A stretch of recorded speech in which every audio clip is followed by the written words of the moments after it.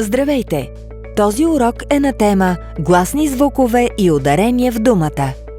В българския език гласните звукове се делят на широки и тесни. А, О, Е са широки гласни, защото се изговарят с широко отворена уста. У, И са тесни, защото при произнасянето им устата е по-притворена. Можем да подредим гласните звукове по двойки А, О, У, Е, И. Всяка двойка съдържа една широка и една тясна гласна, които често се бъркат една с друга при писане. Грешките обикновено се допускат, когато гласната се намира в неударена сричка и не се чува ясно. Ударената сричка пък може да се намери лесно, защото се изговаря най-силно и ясно. Нека погледнем една двойка гласни А и Ъ. Взимаме за пример думата дърво. В нея ударената сричка е втората.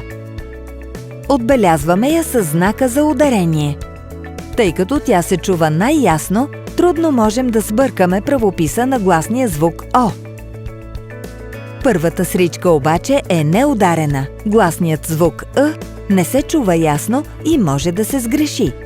В такъв случай търсим дума за проверка.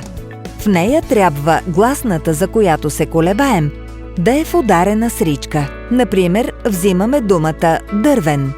Тук ударената сричка е първата и се уверяваме, че гласният звук е Ъ, т.е. направили сме проверка за думата дърво.